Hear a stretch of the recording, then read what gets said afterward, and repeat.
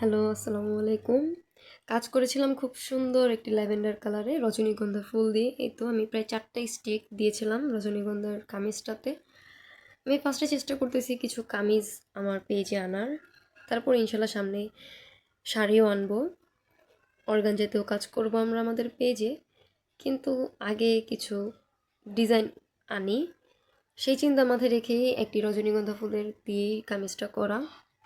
এখানে আমি রজনীগন্ধার স্টিকগুলো যাতে সুন্দরভাবে দিতে পারি তার জন্য চক দিয়ে আগে এঁকে নিয়েছি। আপনারাও চাইলে এভাবে করে নিতে পারেন, আপনাদের কাজের দ্রুত হবে, আপনাদের বুঝতে সুবিধা হবে যে আমি কোন জায়গায় কোন ফুলটা দিব বা আমার ফুলটা কীরকম হবে।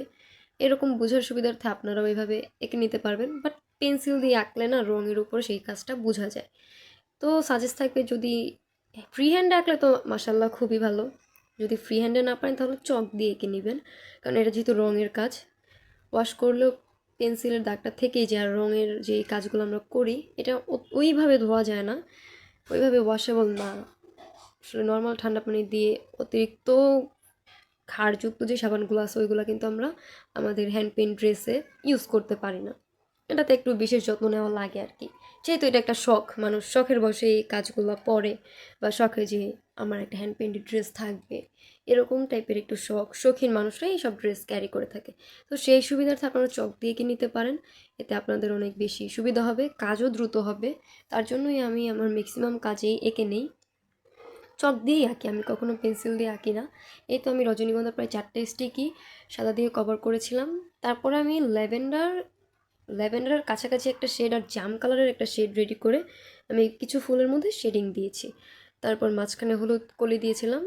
আর যেহেতু স্টিক ওয়াইজ কাজটা, তার জন্য উপরে আমরা স্টিক দিতে পারি নাই, বা স্টিক দিলেও হয়তো বা কাজটা সুন্দর লাগবে না, তার জন্য আমি উপরে কিছু ছোট ছোট ফুল রেখেছি আর কিছু পাপড়ি টাইপের রাখছি আর কি। এখানে আমি পাপড়িগুলোতে আবার একটু সবুজ কালারের, সবুজ জলপাই যেটা আছে সেটা দিয়ে একটু শেডিং করতেছিলাম, যাতে কাজটা একটু দেখতে সুন্দর লাগে আর কি। এই তো দেখতেই পারতেছেন আপনারা আমি কাজটা কিভাবে করতেছি। যদিও বা খুব ছোট ছোট ক্লিপই নিয়েছিলাম। এই তো আমার ফুল কামিজের ফাইনাল লুক।